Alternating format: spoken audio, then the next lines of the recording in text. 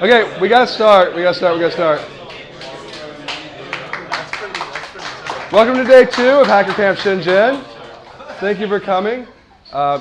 Today is the last day that the markets are open before Saturday, Sunday, Monday tomb sweeping holiday.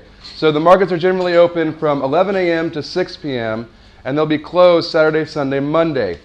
Mostly Seg market will be closed all 3 days. A lot of the smaller markets will be open anyways. Some of the buildings, like the component buildings next to Seg, may be closed Saturday, Sunday, but will be open again on Monday. So you do have some time to go shopping still, but it's going to be tight.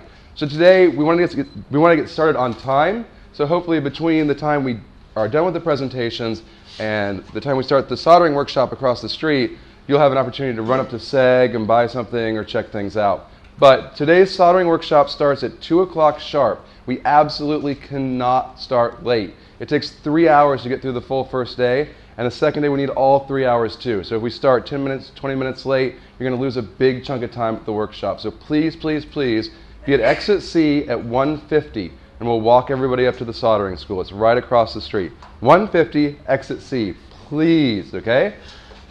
Now today, Connie and Tully, Connie from Arc Robotics and Tully from Samurai Circuits, are going to talk a little bit about import-export, maybe talk about why they check the gift box on the package sometime and if that's all right. Then also we're going to have a sourcing agent talk and also have someone talk about from the perspective of having used a sourcing agent. So you get a little bit of information about using a sourcing agent in Shenzhen and in Huaqiangbei to buy electronic stuff. Soldering workshop 2 to 5, then you have a bit of a break. And after that, we will go to barbecue. I think most of us have been there. We've got everything ordered up. We'll play dice and have a good time. So, we'll start with Connie. Quick question. Yep. Are there handouts today, or should we be writing stuff down? We will have to make the handouts and hand them out tomorrow. So don't worry about it. Yep, sorry. Hi everyone, my name is Connie. I'm from a company called Arcbotics. So today I wanted to talk to you about how you might do commercial-based fulfillment. So I'm going to be focusing most of my talk on how you would export goods from China, whether that is you think about contracting out to a local shipping provider to do direct shipping to customers, or you might think about exporting from your manufacturer in large batches to a warehouse abroad. But before we get into details of all that, I just want to do a quick poll. How many people have shipped an international package before? All right, so it looks like most people. From anywhere. Great. So how many people have actually contracted out some portion of your fulfillment? So it might be warehousing, fulfillment, some other sort of logistics. Okay, so that's a fairly new topic. And how many people are hoping to do fulfillment out of China for your business? Okay, good. All right, so this hopefully will be very useful to you guys. So just a really quick background to what we do at Arcbotics. Our goal is to be the IKEA robotics. We were founded in 2012, and really our mission is to make robotics open source, affordable, easy to use, and educational. So to that end, our goal is to develop a line of robots and robotics accessories complementary to that mission. And so here I've put pictures of our 2 flagship robots. Both of these robots were actually launched separately as Kickstarter projects. We started out our business actually not really thinking it was going to be a business. We just had Hexy the hexapod, and we thought, okay, let's just throw it up on Kickstarter and hopefully sell 50, maybe as a side hobby. Joe, who's my co-founder in the business, both of us had different day jobs at the time. And we ended up reaching our goal of $13,000 in the first day, and we ended up raising $170,000. So then we promptly quit our jobs and decided to do this full time. We felt like, okay, there's really something here in robotics. And last year, we launched our second product, Sparky. And at the time, we were actually still doing all of our manufacturing and fulfillment in the US, out of Boston, which is where our office was at the time. But Sparky really required mass manufacturing and different kinds of fulfillment techniques that can scale much more quickly. So when we finished up the Kickstarter last summer, we moved to Shenzhen. And we've actually been living here ever since, actually 20 minutes south of Huaqiangbei. So we're pretty familiar with this area. We're planning on staying here actually for several more years. So okay, this just fell off. We're planning on being hardcore veterans of sourcing and manufacturing in China. I'm just going to put this. Where? Okay. I don't know how that fell off. Anyway, okay. Okay, so just to give a really quick overview of how fulfillment is different in China, this is actually something that we had no idea about when we moved. And we really didn't even know where to start to ask. But in America, there's a ton of ways that you can automate your shipping. There's also a ton of different logistics providers for you to work with. So there's two different ways you can do fulfillment. You can either decide to contract out, or you can decide to do it yourself. When we were in America, when we did it ourselves, we basically, hired a shipping team. They were in our office every day. We bought boxes, duct tape, bubble wrap, other things to wrap up our products. And we had set up direct accounts with people like FedEx, UPS, DHL. And they would come every day and pick up our packages. It was very easy. The software that we used also was pretty easy to work with. It didn't have errors.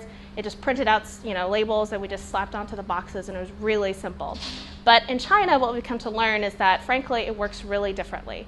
It's a lot less automated. It's a lot more room for error, and you really have to, unfortunately, rely on a lot of middlemen if you don't want to do it all yourself. And frankly, you can't do it all yourself.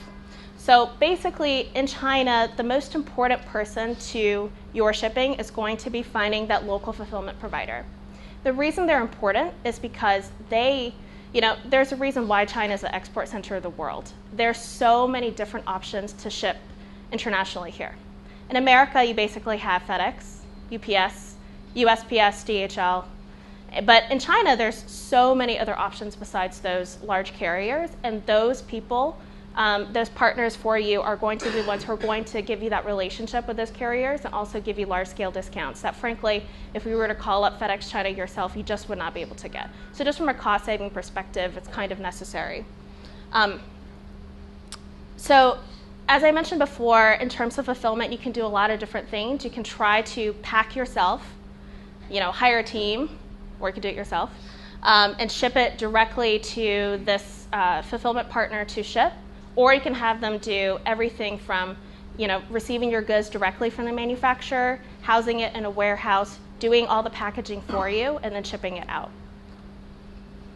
The second thing that you should know is that domestic shipping is extremely cheap. And while this is not something you're going to be doing all the time, we actually take advantage of domestic shipping a lot. So we do have Chinese customers or Hong Kong-based customers. And we also use local shipping carriers to ship to our warehouse. A lot of these fulfillment providers, you can call them up. They might be willing to swing by your office and pick up goods, but they usually charge a fee for that. There's also usually a minimum in terms of the number of units you have to ship out or some weight limit. So we actually find it really easy to just go literally down the street. You've probably seen a lot of these, like SF Express, YTO, others. To ship, a standard box, maybe of this size, it takes 1 day. It costs like $2. And sometimes actually same day. If we get there before 10 a.m., beat the mad rush, slap on a label, it gets to our warehouse that afternoon and it goes out the next morning. So just shipping here is just really, in terms of domestic side anyway, has done very well. And the last thing is there's some different strategies you can think about in terms of export from China. You can ship directly B2B. So that means that you would ship the end product to your end customer from China, or you could ship in a batch shipment to a warehouse that you might have in a different country. And so in the next part of my talk, I really want to focus about both of those and talk about the pros and cons of each, because we've actually done both, and we've also seen other people do both. So there might be some pitfalls that I can help you guys avoid, because it's been, frankly, kind of a headache to figure out. Okay, so in terms of shipping directly to your end customer, as I mentioned, using a Chinese-based fulfillment truly does lower your cost a lot. So for example, for our robots, it cost $20. Well, it did. Well, long story. It can cost you $20 to ship DHL to China, and it arrives within 4 days. And that's ridiculously cheap, right? In America, that would, if you were trying to do it yourself, it could cost $40 to $50 to do that. Even with an account with a carrier. Chinese companies also try to undercut foreign companies in terms of your base fulfillment cost. So what that is the cost to ship per unit. So that would usually include things like packaging, putting on the label, and then you have an extra shipping cost out of that. So I really think, cost is one of the biggest advantages to working here. The second big advantage, as I mentioned before, is that they give you access to a bunch of carriers you simply do not have from America. In America, it honestly, you end up having to charge your customers that premium cost to use someone like FedEx or UPS. But in China, there's a bunch of medium range options and low cost options. So what we've seen and what we've personally used a lot, one of the most low cost options is China Post registered airmail or Hong Kong Post registered airmail. And this usually can take up to 4 weeks to arrive to your customer, but it's tracked fully to the door. There are some hit or miss on the tracking, but usually it does actually track to the door. Whereas in America, if you were to use a low-cost option, sometimes that can take 2 months. It only tracks to when it leaves your country. And then, 2 months later, if it hasn't arrived, your customer is very irate with you because they'll say you didn't ship it and there might be chargebacks, et cetera, et cetera. So really that tracking element is really important. And we've just seen so many different options in China be able to offer you that. Disadvantages.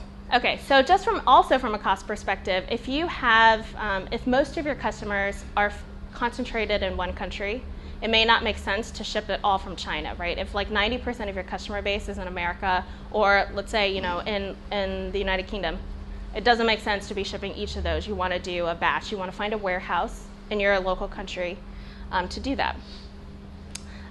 There's also an interesting term called quality fade. Have you guys heard about that term in terms of manufacturing?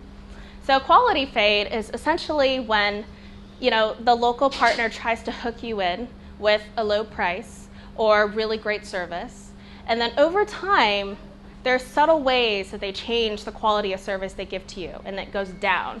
And usually it's small enough, or they try to at least think that it's small enough that you don't really notice. But after some time, when you actually look back on your operations or your cost, you realize, wait a second, we've shifted really, really far. So no longer becomes quality fade, it just becomes crap. And so let me just give you a real life example of this. We work with actually many different Chinese-based fulfillment companies.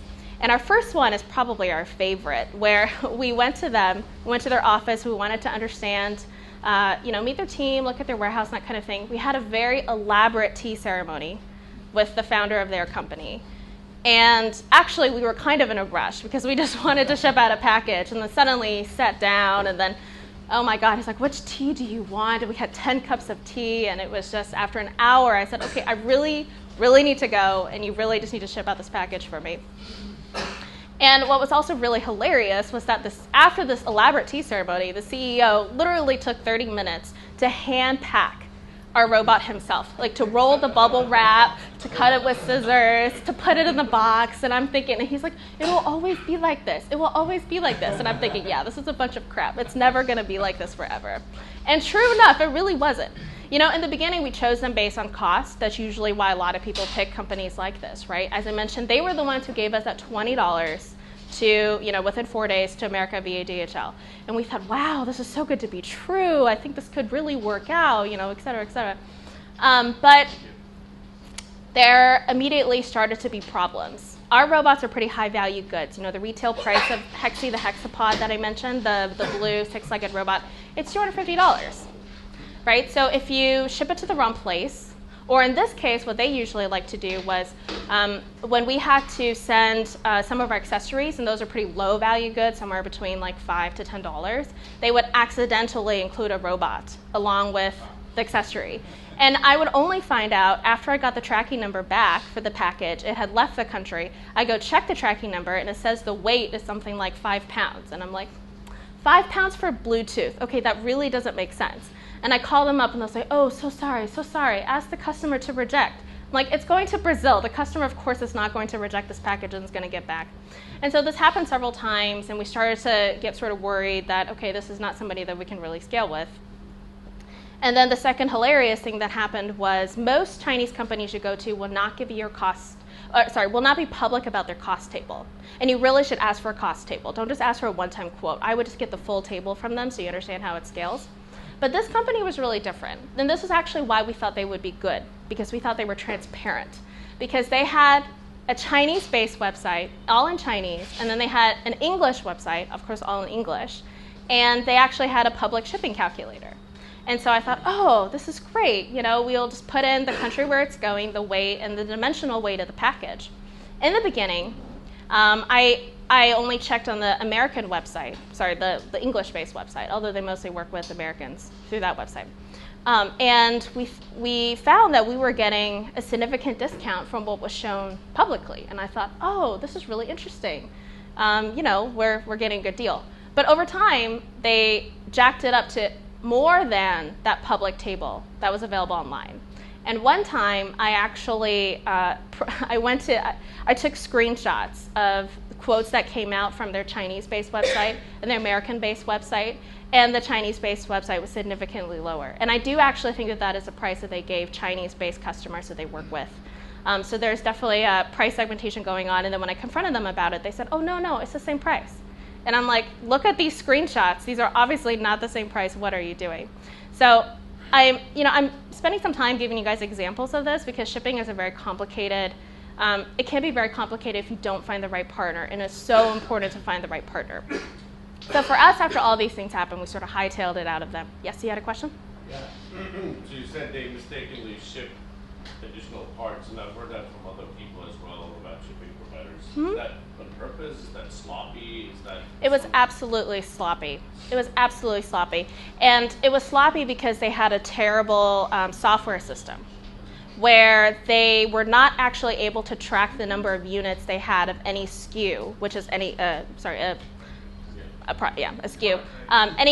any product in their warehouse. And whenever I had to ask them for our inventory levels, they had to send a guy down to the warehouse into our Arcbotics section and physically count what was there. And that is just a nightmare. And I ended up having to do that for them because whenever we went through this process, there were just units missing, right? And as I mentioned, these are high-value goods, so that's a serious loss to us. And so, I would definitely, so going back to, there's something about disadvantage I want to talk about, but in terms of solutions, I would strongly recommend testing out any partner you want to work with. So if you don't have anything to ship, that's fine. Go down to Huaqiang buy 100 units of something that costs $1 and just ship it to your friends all over the world with this company. Literally just do that. I wish we had done that. What we did was before we were doing any mass scale fulfillment, we tested a very small volume with these people, and we realized they were really terrible, so we left. So we actually found someone much better to work with for large scale. But that's what I would strongly recommend for you. And I would look for QC. I would look for also what happens when they make mistakes. Because even if you find the best fulfillment partner, frankly, everybody does make mistakes. It's a pretty human process, right? You have to physically put SKUs into a box. That happens. So it's really important to know what is their process for fixing the issue. How quickly can they turn around this problem? Like, for example, in the very beginning when quality fade didn't happen with these people, and I would notice that a mistake like the Brazil thing happened, they were immediately on the phone with FedEx within a couple of hours, and they were able to get the package back before it left the country, right? Because it usually takes a day or two to export. But then after quality fade kicked in, they just didn't do that for a day or two. And by the time they actually got around to resolving the issue, it had already been on the plane, and long gone. So really understand what is the process that will happen when a mistake is made, and also how will they compensate you. And frankly, if you're a foreign-based company, it is really hard to get compensated for any kind of financial losses because they're not liable to you. If you're a Chinese-based company, you can actually take them to court, right? You would sign a service agreement with them, and you could do that. But I've also heard that process is kind of a crapshoot, and you probably don't want to go through that. And of course, if you're a foreign-based company, you kind of just have to count the losses as loss. It's the cost of doing business. That's really unfortunate. So you just want to make sure you pick the right people from the outset. On the topic of solutions, I would say having a Chinese-speaking team member is extremely valuable. I was that person for my team. But even so, the reason it's important is because you can get on their butt, right? When a mistake happens, instead of sitting there over Skype or over email, them sending you English that doesn't really make sense, and you're trying to translate it or whatever, it's much more, it gets done much more quickly, which is really what needs to happen when a mistake is made. But it also still doesn't matter if they don't have the right processes in place and they have institutional brokenness, essentially. So, I think you really have to have someone who does speak Chinese. We have spoken to companies who had people who spoke fairly good English, but those are usually salespeople. They're not the people who you would be interacting with on a daily basis. And the people that we've known to be successful shipping B2C from China are people who actually had a designated person just work on shipping with their fulfillment partner. And it's usually a full-time job for that person. I want to go back to one quick thing on disadvantages before we move on to the next part. So one other thing that we have noticed was a significant disadvantage for us anyway, was that they really don't do any kind of customization. So what I mean by customization is if your business requires you to ship B2B, so that would be shipping to distributors, there's usually a lot of requirements with said distributor. So some of the things can be as simple as on the outside of carton, write the purchase order number, PO 123. Or include a customized packing slip. We want you guys to use our special distributor template, include it in there. Or it could be some other things more complicated. But what we found is that Chinese people, some people are willing to do that for you, but it's very, very hit or miss. And the people who are actually pretty good just don't do any kind of customization. And I think it's because they really want to focus on just, slapping labels onto boxes and getting out quickly. They really don't want to deal with your stuff. So if you ship B2B, I would probably recommend going to your local country to do it and not here. And that's actually what we ended up doing because we have so many B2B requirements that weren't met based on providers here that we had to go find a US-based 3PL company. So do you guys have any questions on shipping directly to end customers before we move on? Yeah. You have all your products at your shipper's warehouse. And right. Send it out. Is it possible to then run your own warehouse and then you have them take the packages to them so you know what you're shipping? Absolutely, it's very possible to do that, and we did that because we wanted to test out different parts of their business. So we actually had a makeshift warehouse inside our own office where we were, and hiring other people to help us packing up the packages ourselves. And so, in terms of if you want to buy materials to do that, it's really simple, especially being in Shenzhen. You just literally walk down the street and find, a business that sells you boxes of any size. I literally just go there and say, I need to ship something like this. And they magically appear with a box in the back room. I'm like, great, I want 50, And they just have bubble wrap and tape, everything you need. So getting materials is not a problem, and it's really cheap. It's the time it takes, I think, obviously, to pack yourself. That's going to be the same anywhere. But I think the difference also is just learning how to use your shipping partner system and also putting on their labels. It's frankly a little bit complicated. We have had to work with shipping printing systems with partners that weren't in English. And so basically I was just reading the Chinese, but that can be obviously a hindrance, right, if you don't read Chinese. And also sometimes your English system is really kind of hit or miss. There's just errors on how you would input the address and what spits out the label. There's just plenty of errors on that, so it's kind of I don't know if I really want to do it myself. And also, you print it out, you have to physically cut it out and then tape it with tape onto the box for each individual one, and that's a very laborious process. There's just not really good automation for that. And then you would have to either schedule an appointment for your local partner to come and physically pick it up with their dudes in their van, or you would have to, lug the packages down to a local carrier like SF Express, like I mentioned, and then write the label, which is in Chinese, and send it to them. So there's just so many steps to this process. We tried it ourselves and we realized, okay, this is fine if you have maybe a few packages, but if you want to scale, it's just not the way to go. I personally think. And every business needs are different. So you have to have a whole shipping team. You really have to have a shipping team, absolutely. Yeah. And be based here, obviously. You had a question? Or? Yeah, how does Suzy Shipper fall into this? I'm sorry, how does what? The Suzy girl. Suzy Shipper. She's Suzy a Shipper? freight expediter, one of the shippers in Huaqiang Bay. How does she do with these advantages and disadvantages? What is? I actually don't. There? Yeah. Well, I've used Suzy to ship stuff to myself, not to customers. And I use her as a freight forwarder, which means lots of heavy stuff, lots of small packages. And what I see going on in Huaqiang Bay is that people deliver giant loads of bulk merchandise that they're exporting to wherever they're from, that then they receive themselves and either distribute within their local country. Well, I have not seen a lot of customer-to-customer stuff. Like Suzy does freight forwarding, so you need 20 kilos or more. I think most of the people going there, what I see are boxes wrapped up that take up half of that garage, so hundreds of kilos. cargo plane containers were. Yeah. I was going to say something along that line. Oh, we actually have seen a lot of our friends who do Kickstarter projects do B2C fulfillment out of here. And that's because, Kickstarter is pretty global. If you do a project, you're likely to have to ship to a lot of different countries, maybe 50 or 60. And so it might make sense to do that out of here and then move it back. So that's just a strategy to consider. All right, so shipping batches to an international warehouse. This is actually what we do now, and this is also probably what a lot of you will end up doing if you tend to have customers in one country. So, like I said, it makes sense, right? If you're all shipping into one place, and our manufacturers that we work with have the capabilities to actually be that exporter for us. So usually, you'll find that with experienced manufacturers who ship all the time to warehouses, they'll be able to do the service for you. And they're actually usually people who have pretty good relationships with FedEx, UPS, DHL, and so they can get you pretty good quotes. It leaves their warehouse immediately, right? So you cut the time it would take for you to have them deliver the goods to you and for you to go find someone like Suzy Shipper to do it for you. So for us, it's just a lot easier to have our manufacturers do it, and we also trust them in that way. And if you do batch shipment, you can also take advantage of sea freight shipping. So there's usually two ways that you could do shipping. You could do by air, which is usually the most expensive, and then also by sea, which is usually the cheapest, but it takes a long time. Yeah? At what point does sea shipping get cheaper?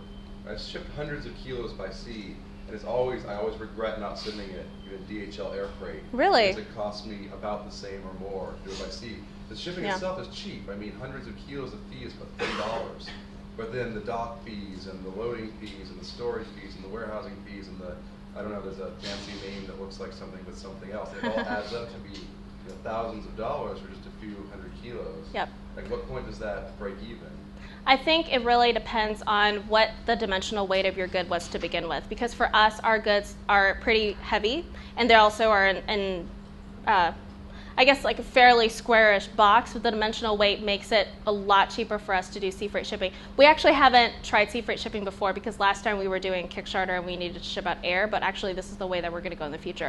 Because based on the quotes that we're getting, we're getting down to literally a seventh with sea freight shipping of what we're offered by air. So I really just think that it depends on the size of your package.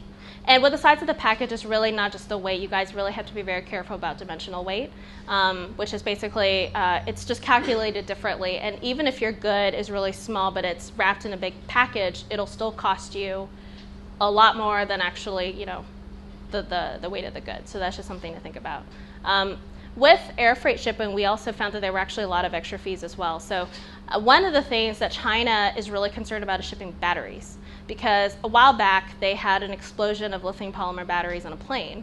That's not good, obviously. But since then, they've really freaked out about shipping any kind of battery. I mean, we had a tiny little battery in our remote for one of our robots, and we had to pay a lot of fees to do it by air via UPS. And, it's just like standard battery shipping fees. But so, by sea freight, we heard that wasn't as much of an issue. So that's just, so I think it really also depends on the makeup of your product and what other fees you might incur when you export or import into a country.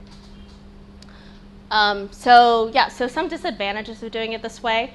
If you, obviously, if you have customers in a lot of different areas, this might not make sense to you. But if you, let's say you have customers in like Western Europe and America, then maybe you have two different warehouses. That's something else to think about. But we personally don't really like doing this just because it really splits up your inventory amongst multiple locations. It becomes more of a hassle in terms of taking in orders from customers. What if you run out of one inventory in one warehouse, so suddenly you can't ship to your American customers, but you can ship that product to everywhere else? It just becomes much more complicated on the back end to manage. It's doable, but personally we prefer to have one main warehouse. And our distribution base is pretty global. So we also ship directly to resellers all over the world. So that's sort of how we manage shipping to the rest of the world. And this goes back to you might have to pay duties, fees on your goods. when they're imported into that country. America is actually a really great place in terms of not having to pay duties. We always, write the right declared value in the right category, but we have never, ever had to pay for duties for shipping our commercial goods to America, which is really great. But if you live in Europe, in a VAT-based country, it's going to be a lot more difficult, and you probably have to pay for those duties up front.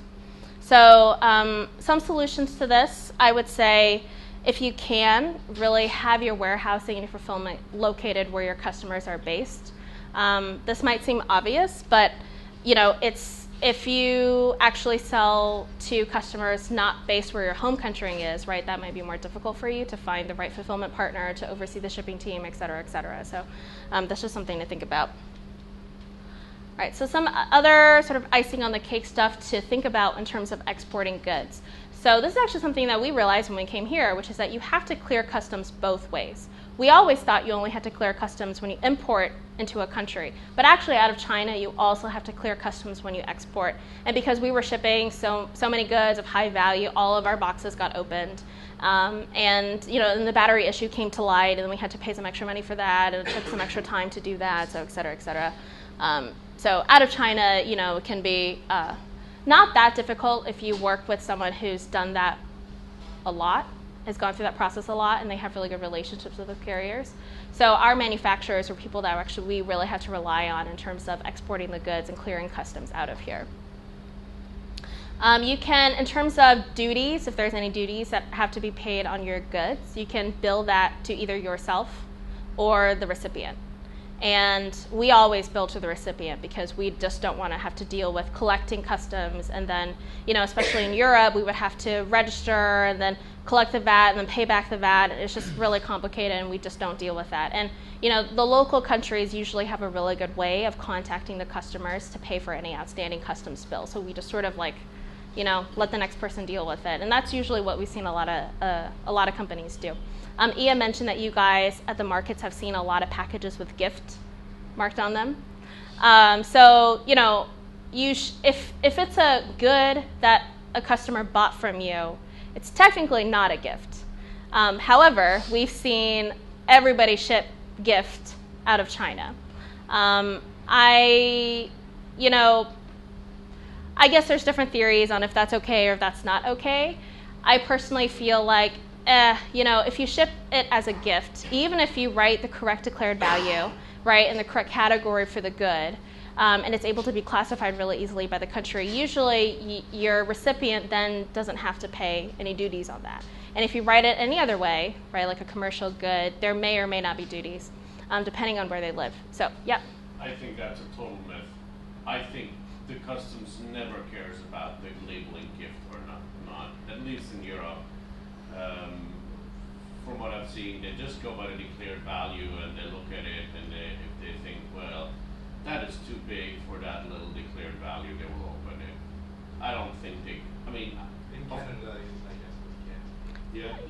I really think it depends on where you're shipping to, because we've tried it both ways. We've shipped gift to all over the world, and then we've shipped, with commercial good to all over the world. And when you do ship commercial good, the reason we decided to do that was because we felt like, okay, you know what?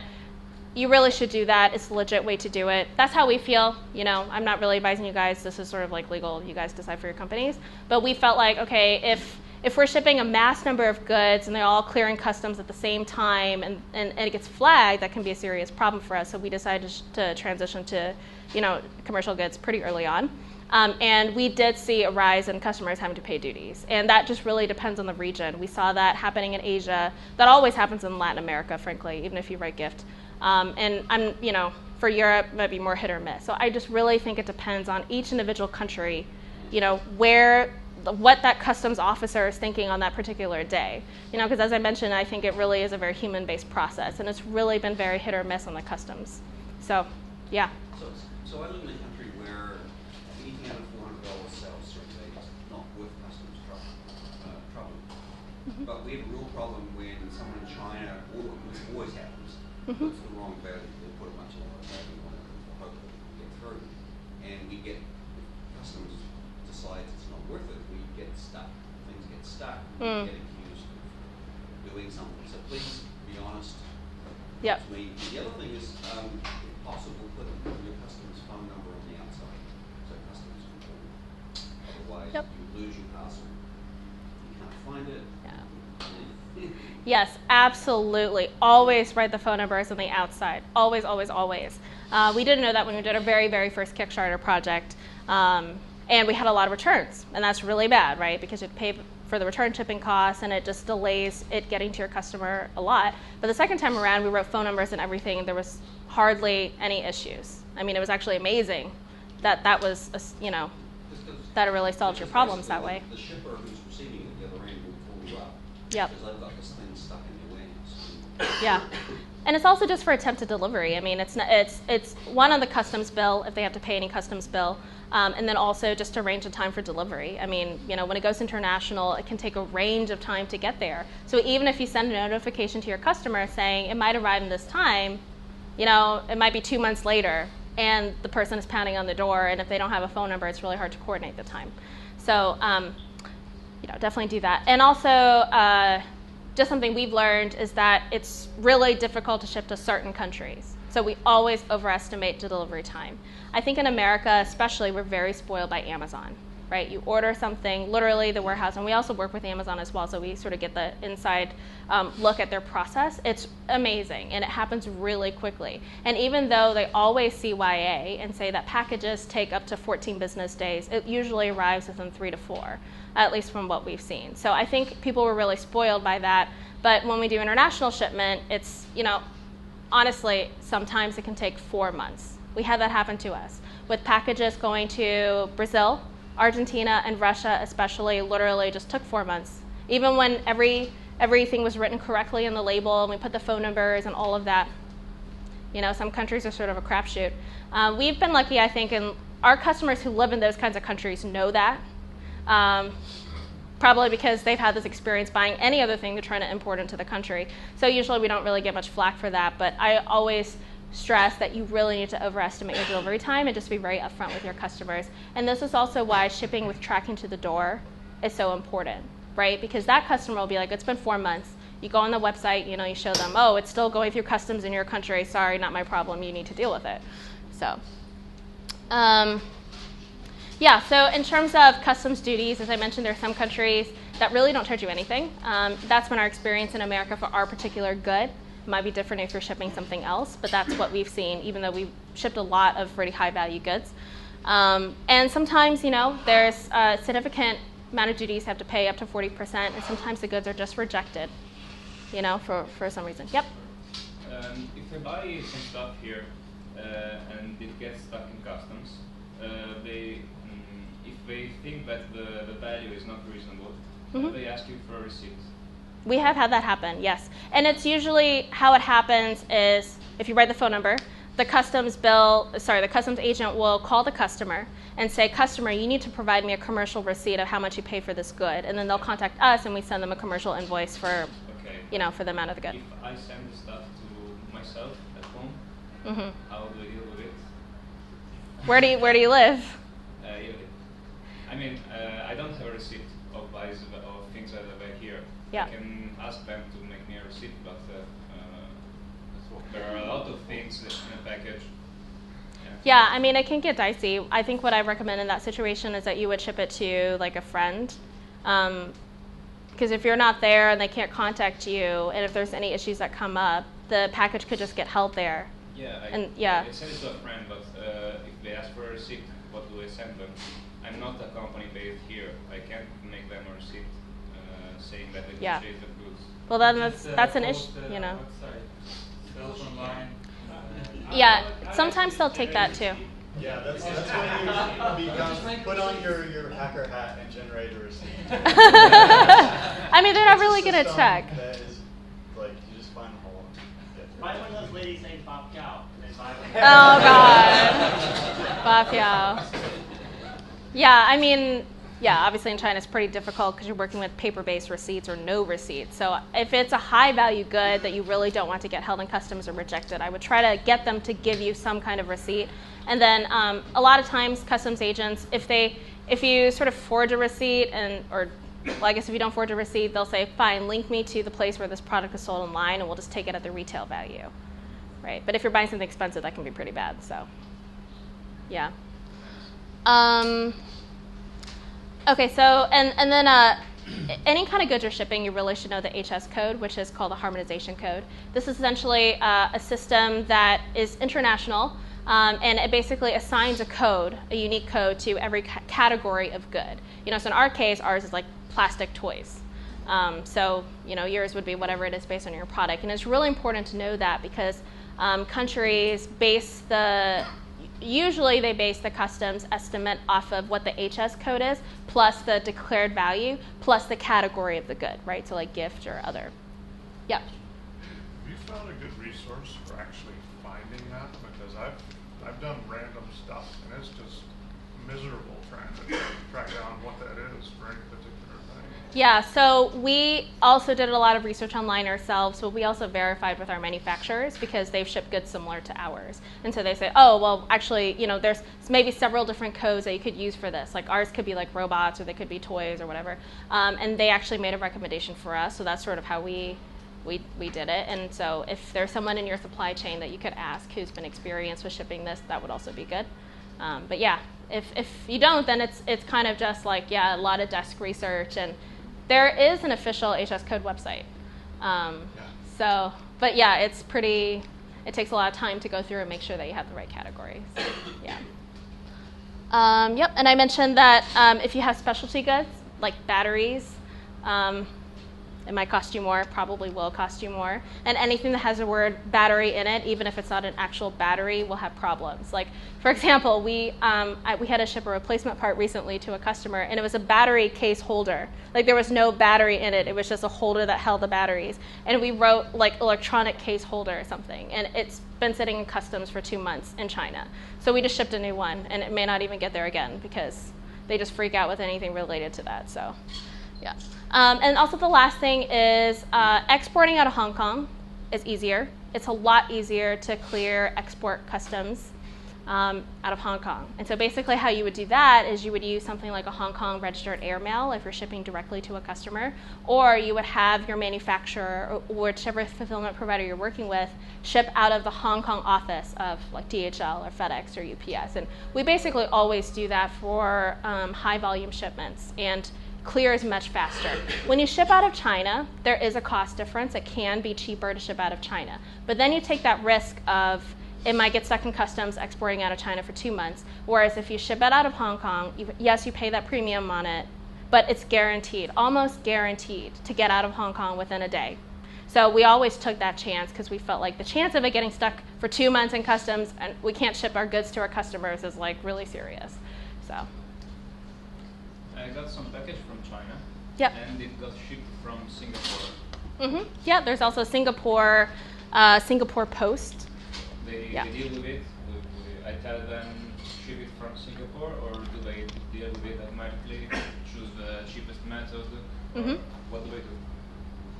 If you tell them to ship out of Singapore, or what is the? They choose the shipper choose to ship them from Singapore or Hong Kong by itself, or do I have to tell them?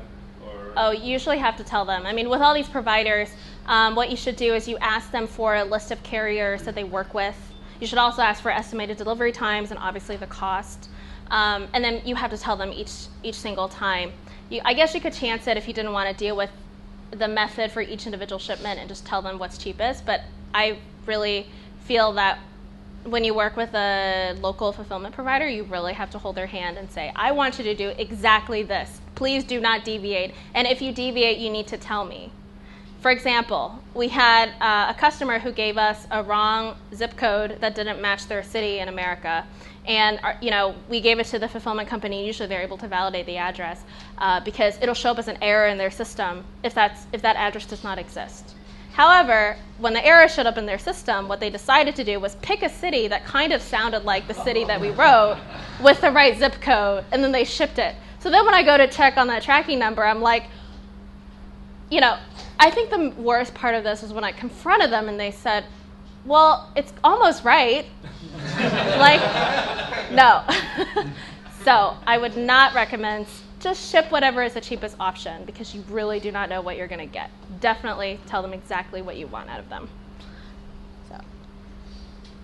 Okay, so before I move on from exporting and move on to importing, does anyone else have any questions? Yeah.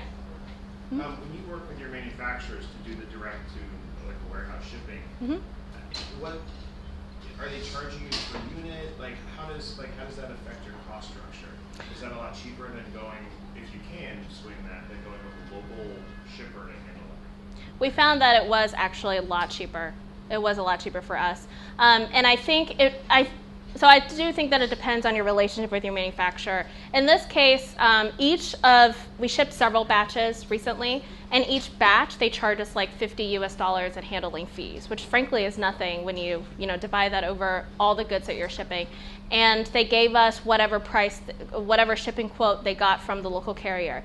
And I think it's because we have a mutual philosophy of they're not there to make money off of shipping off of you, right? They're there to help you ship out goods cheaply to your customer, because if they pass on cost to you, then you have to pass it on to the customer, and nobody wins in the end. And I think, that's a rare find to find somebody in China who actually understands that. What we found is the alternative. People feel like they want to sort of squeeze as much money out of you in a short period of time as possible before you run away. So I think you really have to find someone who has that long-term mindset. In terms of how they charge us, as I mentioned, they charge us like a really small base handling fee, because there were a lot of paperwork that had to be done. Packing slips, shipping labels, commercial invoices in both English and Chinese, et cetera, and going back and forth with the local export agency to make sure there weren't issues with batteries. So, and then they charge us the shipping cost, and that was it. So it's pretty good. You had a question? Yeah, it was more just a comment on the up to 40% customs duties and so on. Canada have actually had to pay over double just because they have like a base fee of like $8. So for a small price item, it can be over double. Yeah. That's right. As well, anything if you're shipping to a US warehouse and you're shipping to Canada from there, some places like FedEx and UPS will have border fees, which could be $35 or some percentage on top of that, which may again be double, triple the cost of the item. Yep. So I have paid like $100 for a $20 item before. Yeah. So it can be really dicey getting stuff into Canada with customs. Yeah. I mean, like you said, if you're purchasing a low value good, it really doesn't make a lot of sense. The way that we try to help our customers with this issue is our business model is we sell directly to customers, yes, but we also sell through a global distributor base. And those distributors are based in Canada, Europe, China. So, so they're the ones who are in charge of handling those issues, and the customer can buy directly from them, get it faster, and they're used to paying that cost differently. So, yeah. Cool. Any other? Yep. If you try and do fulfillment shipping out of Hong Kong, how difficult is it? How porous is the border between here and Hong Kong if you want to kind of do a large shipment to like a warehouse in Hong Kong and do your stuff here? Yeah, so from our understanding, so we have always worked with Chinese-based fulfillment and manufacturing companies who export out of Hong Kong. So I can't really speak to if you were to work with a Hong Kong-based person, but they do that for you. I mean, so what they would do is they would literally truck the goods over, right? Or they usually truck it over if they're shipping a lot for multiple customers. We have also had other friends who've worked with Hong Kong-based companies, and I think they tend to be a little more expensive, but you probably you do get better quality, and they speak English probably better. So again, just sort of trade-offs you have to make in your economic model. Any other questions? Do you not have to clear customs when you try and ship out of Hong Kong? Do I have to what? Clear customs, the Chinese customs. So actually, yes, you do, but it's been really easy to clear out of Hong Kong customs. We almost never get phone calls that there were issues going out of Hong Kong, except for that one time with the batteries. But any other time, we've not had any issues. Exporting out of China can be, more hit or miss. It's a very, very small percentage of times in which we've had issues shipping out of China. But, it's really not that bad with Hong Kong. But you don't have to clear China customs to get it into Hong Kong? No. Or if they do, we never hear about it. It's never an issue for us, and the cost is never passed to us, right? The local company would take care of that for you. Yeah. How did you find a local fulfillment partner? Was it just Google for? A ton of research, yep. A ton of research, a ton of phone calls, a ton of trials. And I think that this, each business is going to have different fulfillment needs, so it honestly just takes a long time to find the right person for you. Can we just get the reference of the company you're using? Oh, no, I'm sorry. We don't give out that information because we spent so much time and resource developing that relationship. So, yeah. Cool. Any other questions? All right, so just some commentary on importing into China. People often ask us, how do you get stuff from America? For example, Alka-Seltzer cold and flu. Okay, that's something that recently we've really been wanting. There's not here, or any kind of other personal items that you might want from America. And what we use is basically a mail forwarder. I'm not sure about other countries, but in America, there's actually a lot of different countries, a lot of different companies who will do this service for you. So essentially what it is if you buy goods from, let's say, Amazon or some other online retailer, or you have a friend who wants to ship you some stuff, you can send it to this mail forwarder. They usually have a warehouse. They'll give you like a mailbox where you can also accept mail in addition to just packages. And they will bundle up all the goods and ship it to you at once. And what this does is, one, it makes it possible for you to buy things from international sellers, because a lot of those retailers won't even ship to an international address, right? So if you're not living there, you're kind of at a loss unless you ship to a family or friend member.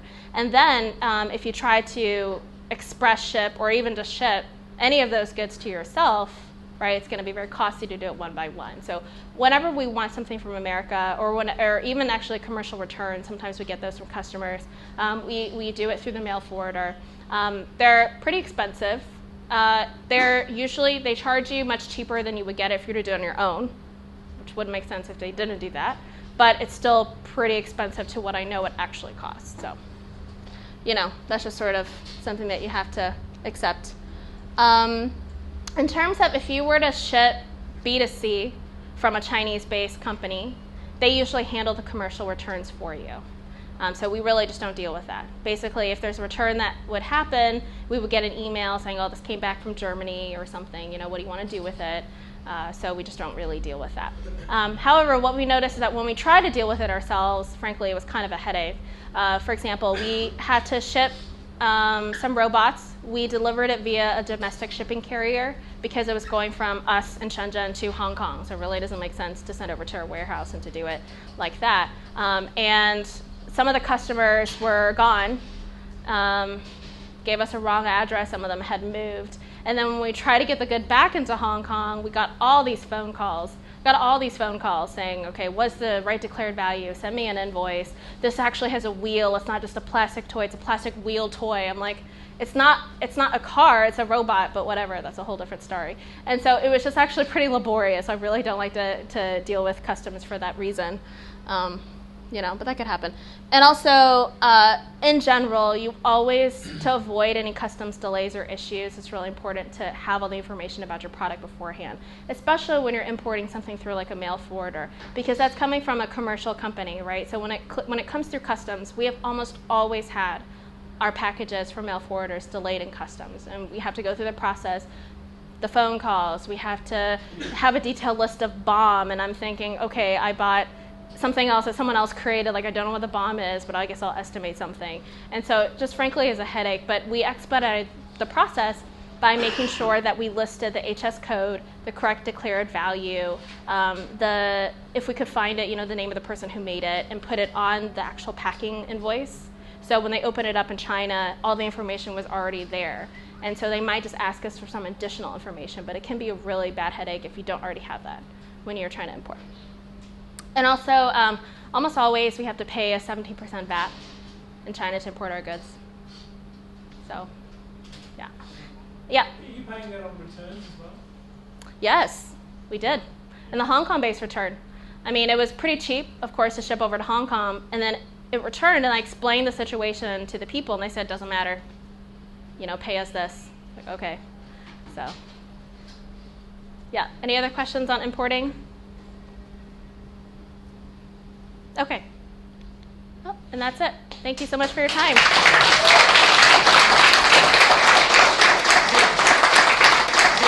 Thank you so much, Connie. Next, we're going to have Hailan, who is a sourcing agent, come give a little talk about sourcing things in Shenzhen.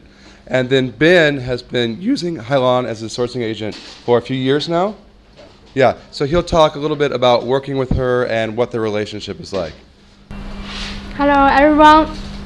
Nice to. Yeah.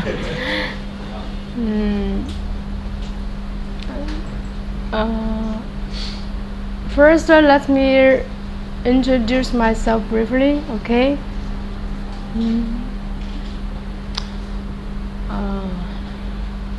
My name is Zhang Hailan, is my Chinese name, and if you like, you can call me Lily. I live in Shenzhen 3 years and with my families, and I worked about 3 years to do foreign seller, and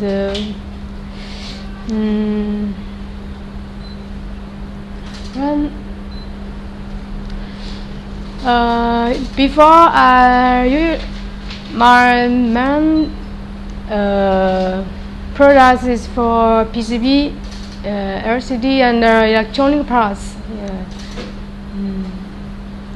And run armed band. Maybe I think I have interest in the sourcing engineer works, and so I was trying to this work about 1 year. Okay. Let me introduce some works about sourcing agents, okay? Yeah.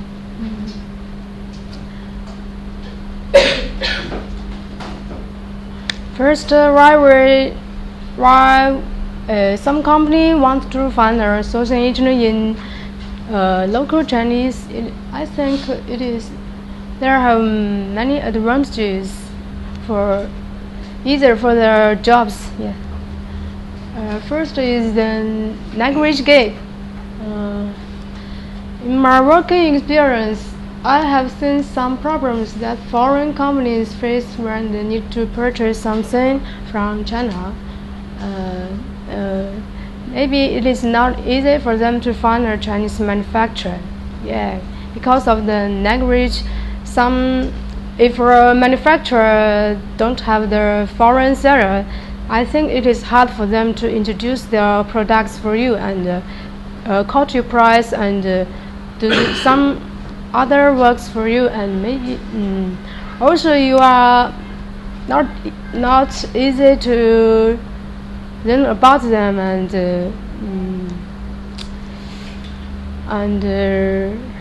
explain your technique works with them. Yeah. So if you have a sourcing agent, maybe I can translate your request to manufacturers. And another is the time difference. As we know, the time area is different all over the world, and maybe I found some problems if I want to talk with the manufacturer and they're off work, and when you go back to your work and you are on back time or after work also. Yeah. So but for you, you can call me at any times, and I'm on Skype always. Yeah. I can receive and reply your emails at any time. Yeah, I think it is convenient. And another is area restriction. As we know, if you want to find manufacturers and do inspection, you have to visit the manufacturer. Maybe it is costly for you and not convenient. So if you have a sourcing agent, you can ask me to do this work for you. Yeah, inspection goods and shipping goods, and ask manufacturer to get better payment terms. Yes.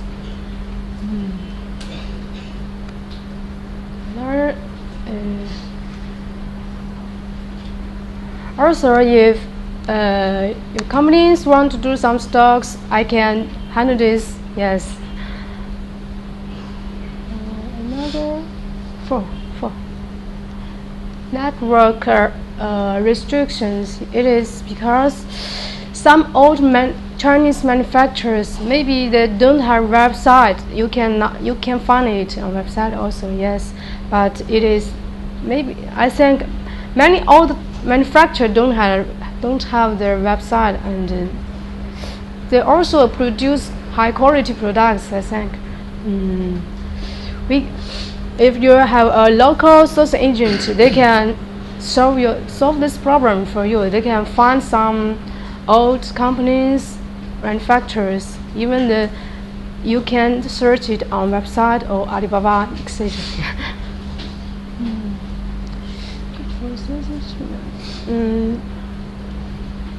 Good processing shipment problem. I think it is also an important thing. Before, many buyers may worry about the quality or quantity if have mistakes before shipping. If you have a sourcing agent, they can check the quality, simple quality problem and the quantity, and if have damaged goods for you, yeah. And they're shipped to you in time also.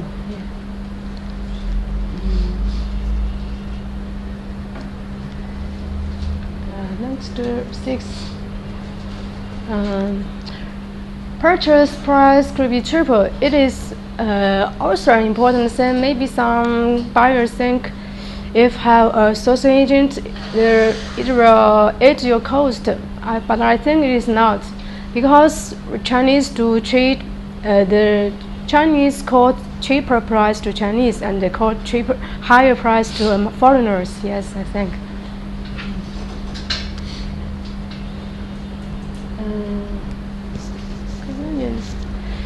Convenient for paying. As I know, some manufacturers don't have their US dollar account to receive your US dollars. Yes, if they don't do overseas marketing before, yeah. And maybe if you don't mind, you can pay to the sourcing agent to wire the RMB to Chinese manufacturers, or make some guidance to let you pay to manufacturers directly also, yeah.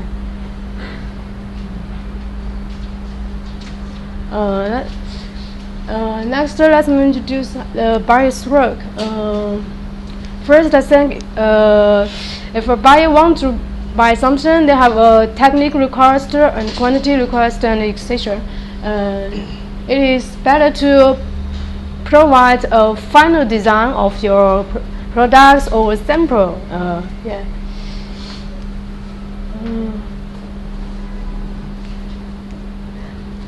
Check samples for complicated products. Maybe if you can ship a sample to let manufacturer clarify it, it is best. Yes, I think.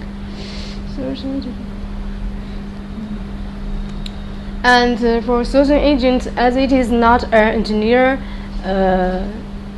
engineer partner or engineer people, maybe they can handle some complicated technique problems with you. So it is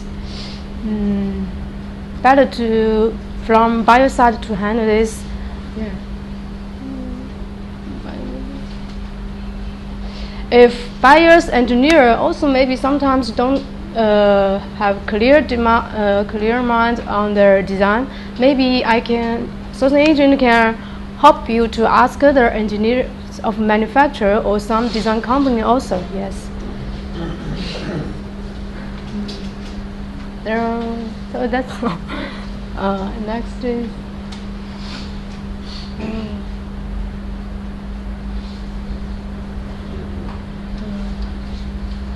for how to pay for sourcing agent. If buyer wants to pay to the manufacturer directly, it is also don't mind. And if buyer wants to pay to sourcing agent in advance, also it is also not a problem. We accept Western Union, PayPal, and the company accounts accept LCA checks. Yeah. The charge fee of the sourcing agent may be 3% to 5%, depends on the project difficulty. Yeah. That's all. Thank you.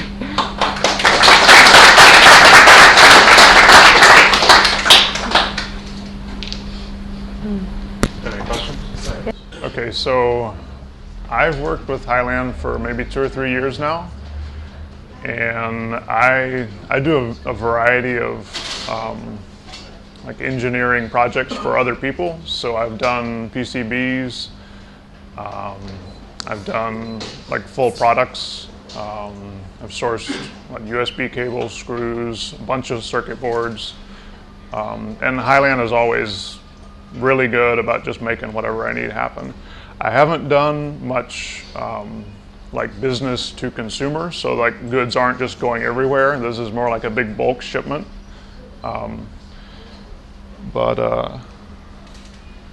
Yeah, in China, personal relationships are totally key. Like until you got that, it's just like a total crapshoot on what you're going to get into, and it's just going to be like just churning and churning, and then you find the people that make the things happen you need to, and it works good.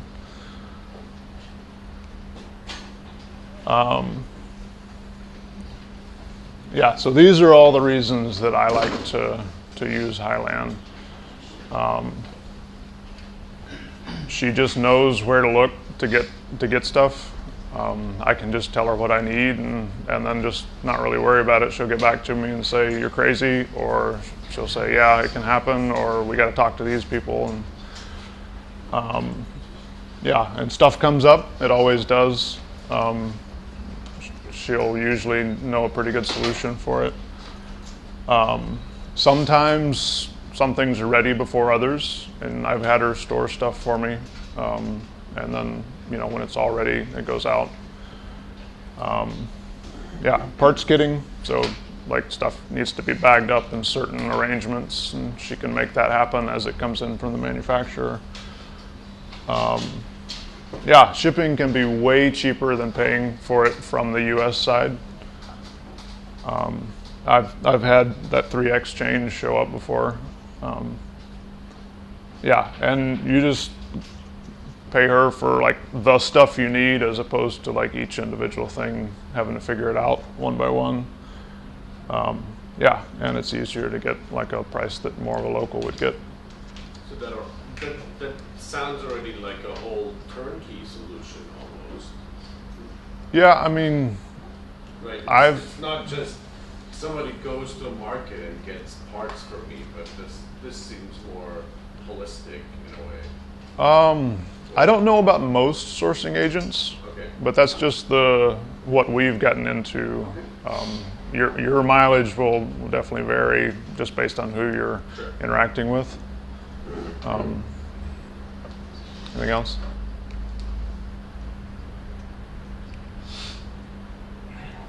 So there's some rules I kind of try to follow to not get into trouble. I try to make my questions as clear as possible and as simple as possible, and sort of stick to one thing at a time. Because especially if you ask these multi-part questions, it's just things are going to lock up and you're not going to get anywhere. But yeah, you're the engineer or you're the designer or you're the one that has to figure things out. So just do that ahead of time, because that's not really what China is set up for. China is set up for making 1 million of something. And like if you're here, maybe you can prototype here easier just because there's all this infrastructure. But like talking to a manufacturer, you're usually just wasting their time, and they don't want to deal with, how do I make this thing? Or how do I design, product to fulfill my idea? Do get like production level advice from them. Like you can send them something that maybe they know a better way to do it. So that sort of thing, it is good to ask. If you can give them a sample, that's usually great, because nothing works better than having it right in front of them. Yeah. Questions? If you're providing a sample, do you mean send photos, or you're actually physically sending things over? Do you have the circuit board? I just gave her this morning for one of my jobs. Oh, okay. Usually I'll send just Gerbers for a circuit board, just because we know. I mean, I just always almost always order 2-layer PCBs, and she knows what I want. But like the one I gave you. But like for more complicated stuff, it's always good to give the actual thing if you can. So I made this in the U.S., last month, and I'm gonna get her to make probably a couple hundred of them. And I just brought one, and now they've got it at the factory. And if you can't, you can't. But you get them as much, stuff that they can check out as they can. Does the service end with assembled boards, or does that extend to things like retail packaging? I mean, you can ask her. I don't know that I haven't ever done any retail packaging, but yeah, you got an idea. You can clearly, say what you want. Just ask her. Sorry, retail packaging is like a completely different thing that you have to set up with, like, if you need, like, depending on what you want, like a glass pad, whatever, and then you have to work with their engineer to set up, like, how you want the package designed, et cetera, et cetera. So that's like a completely different thing. You'd need a design ready. You would need your packaging design ready. Yeah, we do currently do retail packaging in China, but it's done in Beijing. Oh, okay, yeah. If you have it all ready to go, then you just need to find out someone, like a manufacturer that does packaging. Okay. Yeah, 2 to 5%. A lot of agents don't want to handle, small jobs. Some do like the Taobao, stuff, collect it and send it out. And I usually just pay PayPal, and I'll just add the 4% fee on top of whatever the agreed price was and send it over. But depending on who you're working with, the expected, who handles what can differ. But you're still actually saving because she gets Chinese prices, or it's about the same? It's not a big deal, this cost. The 4% PayPal fee? To 5% of an agent and... Yeah, versus what I could do, just trying to... I don't even know what I would do, like trying to talk to a manufacturer direct. It's worth it. Yeah, totally. So small, how small is small? Small... Why did you say small, they won't handle small, is how small is small? As defined by whoever you're talking to. Yeah. To me, that's probably... That's for circuit boards. So these are assembled boards I'm getting. I think I'm actually going to do 200. That's probably about as low as you're ever going to find somebody interested in doing. And this is like a pre-production run. So. I'm kind of thinking that number's around 500. So is it possibly smaller with 500? Quantity 500? Yeah. I didn't. That's not going to be an issue. So you're asking if you had 500. Would that be an issue, or would that still be similar? If he wants 500 PCBA made, is this usually any manufacturer will do that, or only some of them? No problem. Yeah, she says it. Yeah.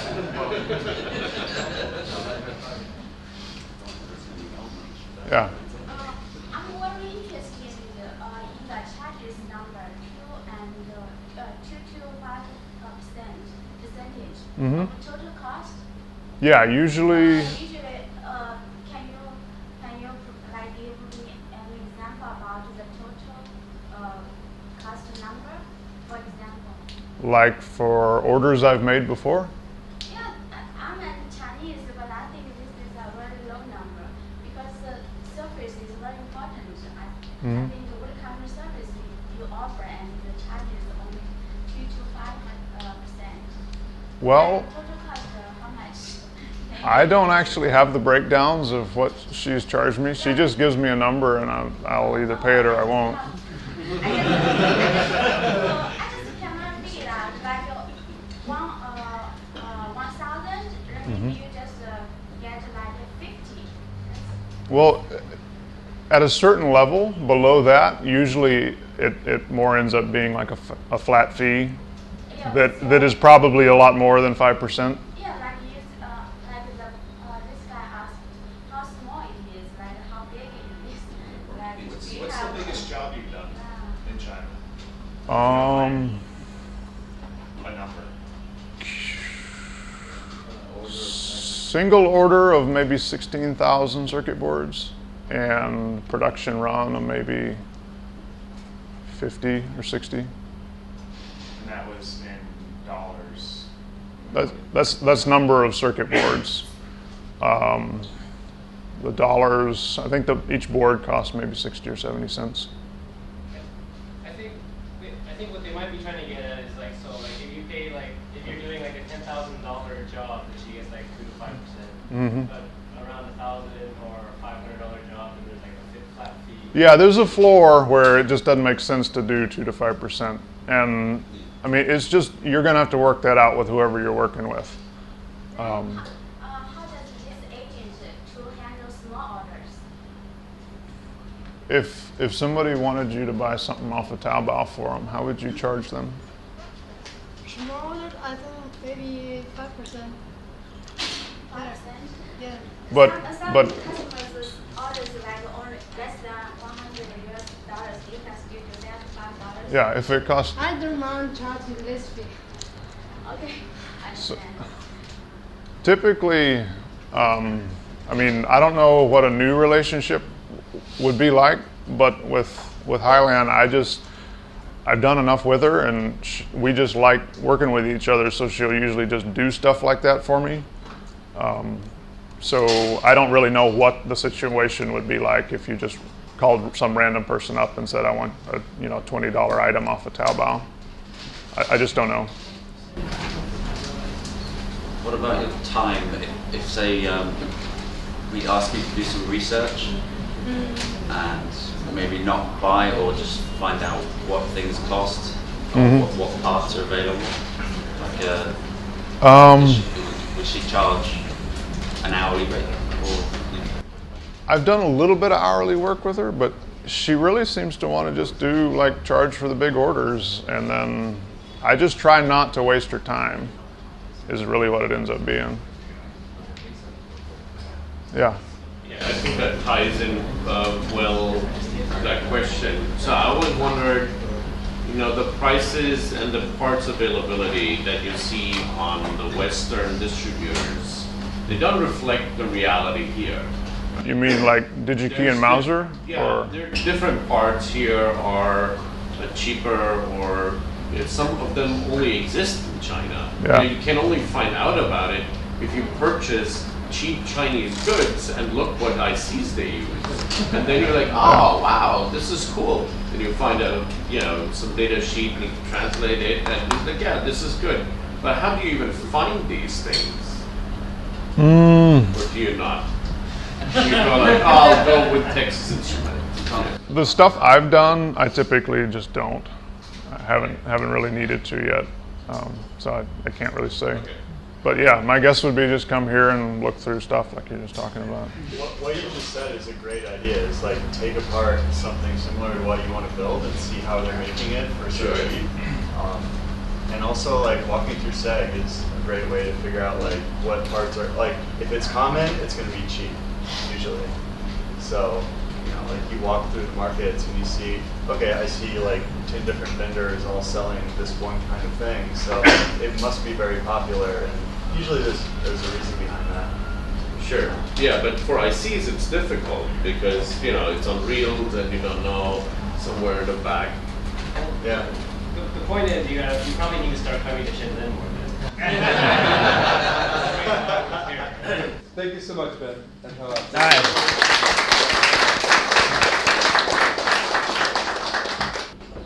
So my name's Tully, and I first started working in Shenzhen in 2005 in the cell phone industry. And back then, it was way, way different. Shenzhen was considered extremely dangerous. And so pretty much everybody lived in Hong Kong, and we came across the border. And there was even some engineers who lived in like gated communities, and then they got robbed, like the bus got robbed, and their money got stolen, like the bus got stopped. It was a crazy place. And there was barely any police officers at that time. And so then I worked in the cell phone industry here for a while in Hong Kong for about 2 years. And then the Olympics was happening, and I had a Chinese friend, and we went into some business deals in Beijing, and saw hung out during the Olympics, and saw the earthquake, and then I worked for OpenMoko in Taiwan. They made the world's first open source cell phone, open hardware, and that was pretty awesome. I got to work in Taiwan for a while. And then after that imploded, I took all my money and I went back home. And I'm a mechanical engineer by training, and I've worked in electronics manufacturing for a long, long time, for, I don't know, more than 10 years, because I worked in manufacturing back in the US before working in Asia. And so after OpenMoko, I learned about the Arduino, and it's like, hey, it's all published, and I can figure this stuff out. I don't have to beg my EE friends on how to build stuff. So I spent 1 year to just devote myself to learning how to program Arduinos and build circuit boards. And I built all kinds of, all my cool stuff. And then I came back to Asia, and I met the guys at Seed Studio, and I was the first foreigner they hired at Seed Studio. So I was like foreigner number 1. And and it was pretty cool, because when I first came to Shenzhen, it was a nightmare trying to get anything. The first step was incredibly difficult, but I knew there was so much potential here for prototyping. I knew it would be here eventually, and so that's what I was really interested in doing. And then I met up with Seed Studio, and they're already doing prototype services here, and they're already making stuff. And so it was really exciting. So I learned about all their infrastructure. And then I started working on my own stuff, and it eventually broke off with them. And so then I created Factory for All, so I can help other people out do prototyping in China. So I probably shouldn't say this, but I have access to all their suppliers, obviously, and I know a lot of their engineers and their ex-engineers. So it's a pretty awesome network of Chinese, indigenous hackers here in Shenzhen, and a lot of great resources. And I don't know if you've heard the stories, like there's the prices on say AliExpress, and then there's the Chinese prices. There's the. So it's a great work with Aqua, because she's a high voltage engineer by training, so she's got a EE background, and she's obviously pretty aggressive, as you can see.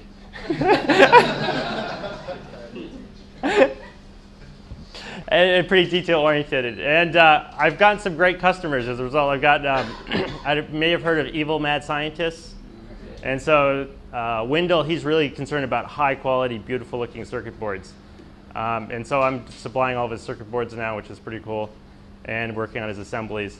And so then the other thing is working with Chinese suppliers, which is, you've probably heard a lot of stories. I feel like, in Silicon Valley, where I spend a lot of time, it's really important you find the right people for your team, when on any kind of engineering project. And you pay recruiters, 30% of a 1 year salary to find the right person. And it's worth it if you find the right people. And here in Shenzhen, you got to find the right suppliers, because everybody will say yes, And so finding those, and then vetting them and working with them and keeping them on your side is really important. So I am very secretive about my suppliers, because it took so much work to get the good ones, and to find the ones, like if I can find a supplier who will solve problems for me, like I am so excited. The ones who can look at your product and help you out, that's pretty exciting for me, when you can get the product beautiful the way you want.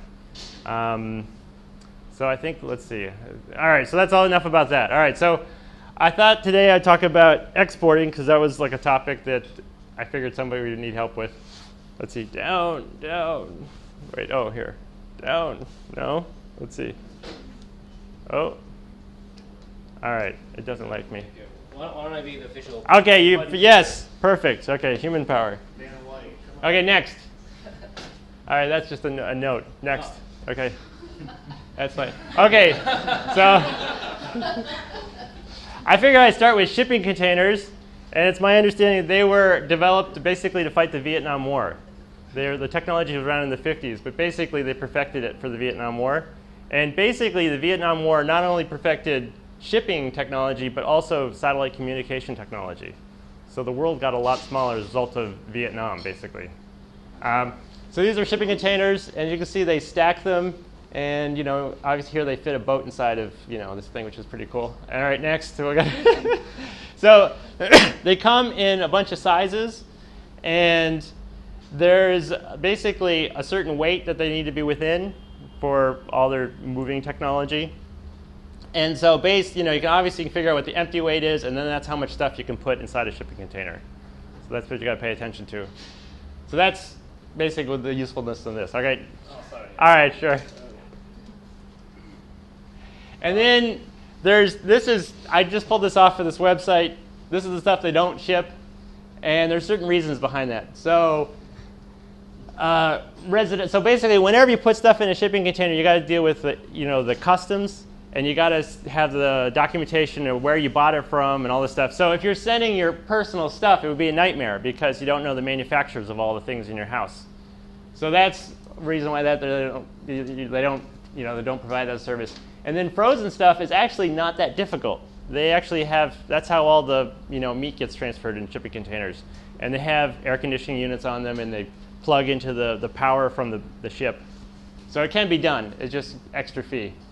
And then the other issue is because of termites and so on, timber is pretty touchy bringing that. So also, and that's kind of a headache because if your stuff is on pallets, there's a lot of high-tech pallets now that are not wood because they're worried about termites. So you have to get your pallets treated, sanitized, and you have to get paperwork to show that they're sanitized. So that's a gotcha.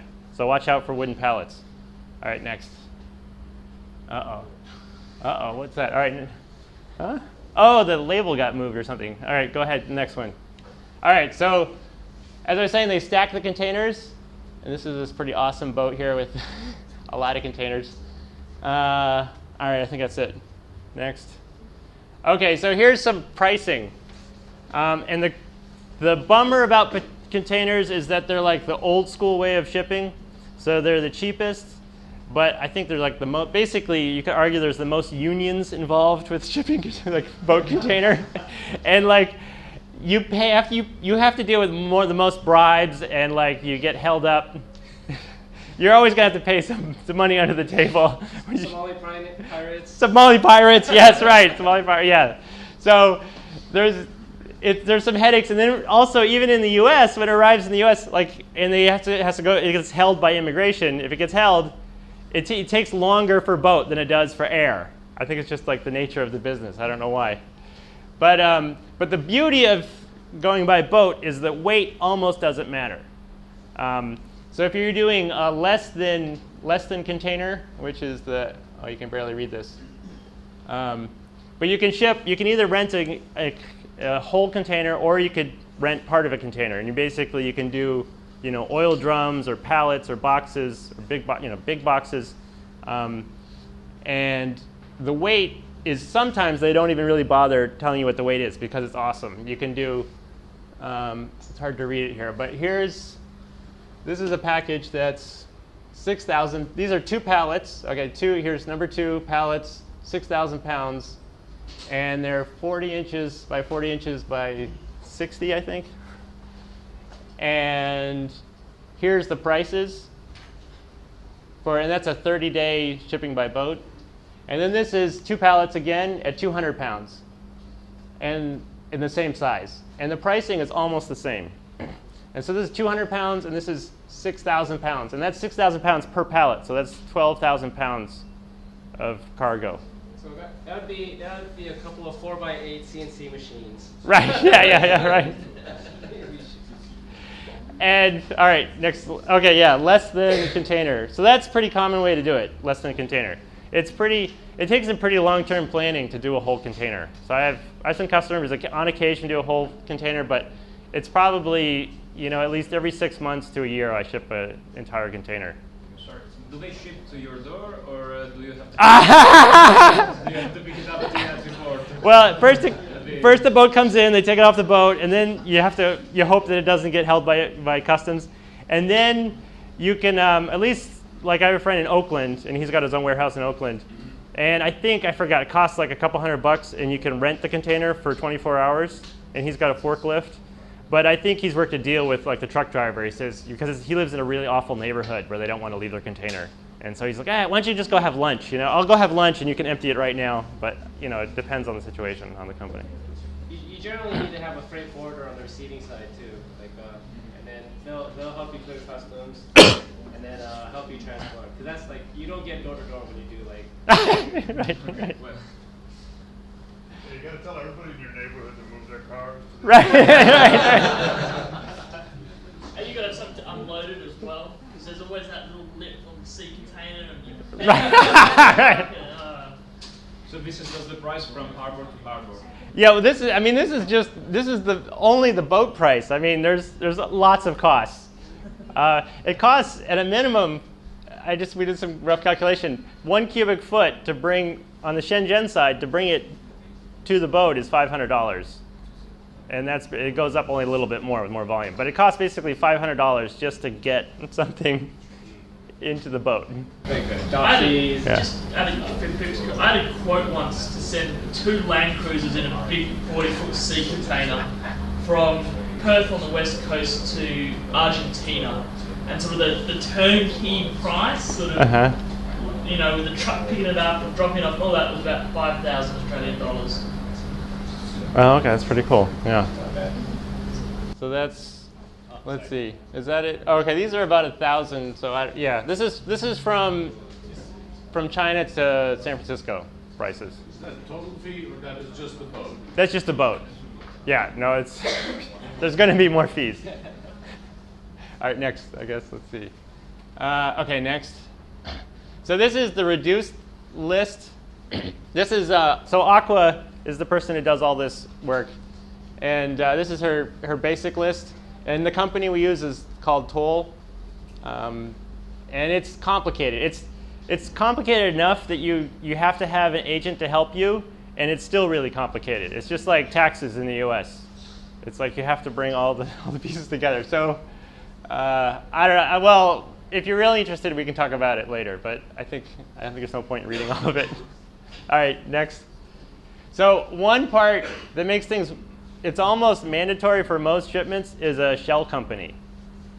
And that's because, this is going to be one factory, and this is going to be another factory, and these are going to be another factory. And you're making one shipment, because you pay a lot of money for that one shipment for all. You have to go through the toll company and do all the paperwork.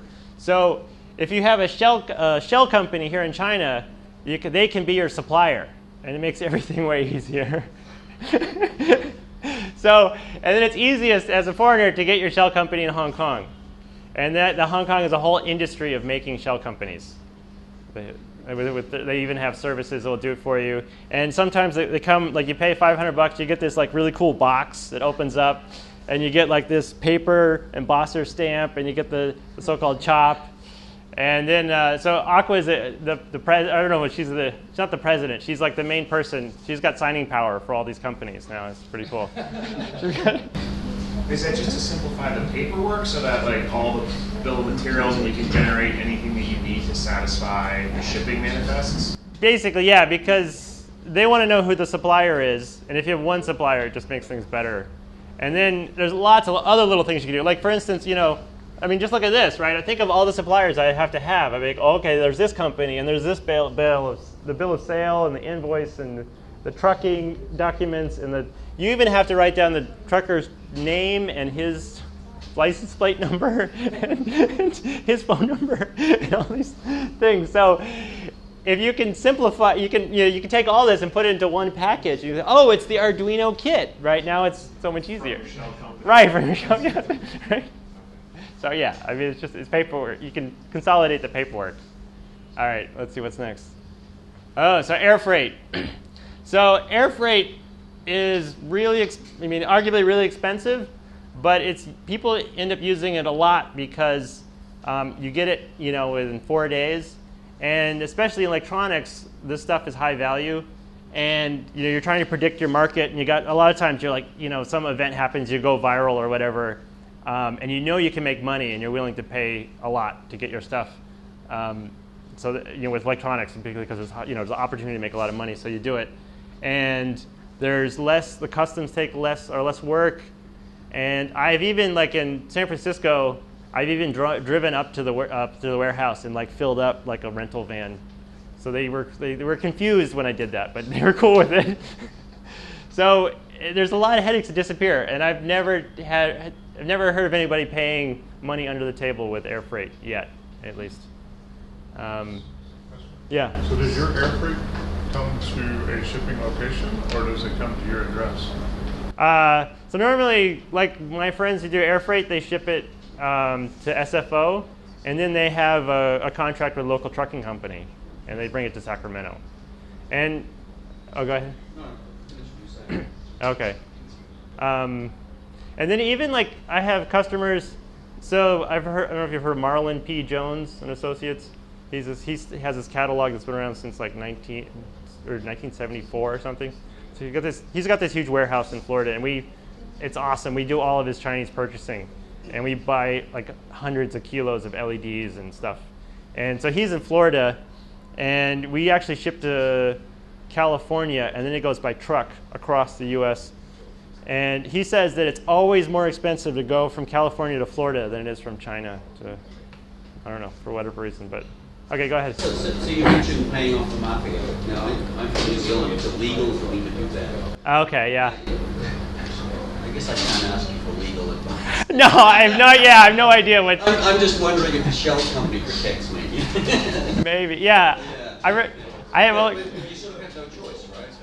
Yeah, I mean, like, I've found a solution. I don't know. Like one factory owner I was talking about, she was from Taiwan, and she's like, in Hong Kong, she was making toroids, and she had this special powder that had special properties she brought from Japan, and the containers of powder came in, and they're like, the truck driver called me. They said they needed $600, to pay off some guy, and they didn't give a receipt or anything.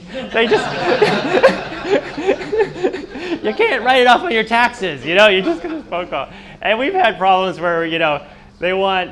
We do all the paperwork. It's perfect. We send it in, and then the truck driver goes there, and he comes back and says, he said there was some issue with the paperwork. And then our agent says, oh, that means they didn't want a bribe. And we're like, okay, how much is the bribe? And then, So another question. You're landing stuff in California and right. redistributing it from there. Does that attract sales tax because you're now doing business in California or not?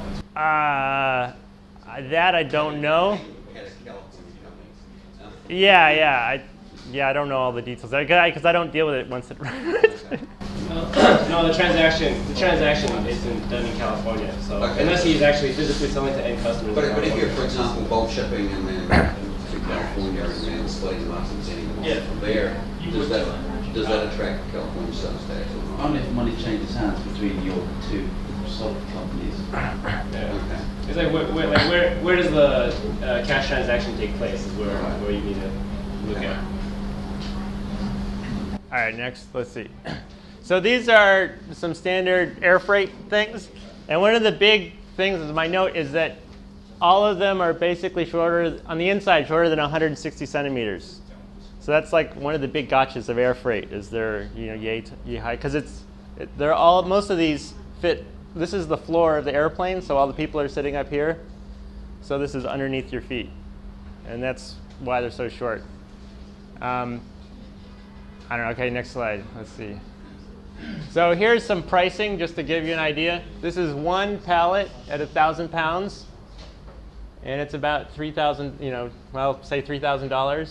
And here's another pallet at 200 pounds, and it's 1,000. I don't know. So obviously weight matters, but this is, let's see. Well, let's say it's 1/5, right? It's 1/5 the weight, and it's 1/3 the cost. So volume matters too. So if you can, and so with both like sea shipping and air shipping, if you can figure out how to compress your items down, it can save you a ton of money. So big bulky items are really expensive for both air and sea. Okay, next. Okay.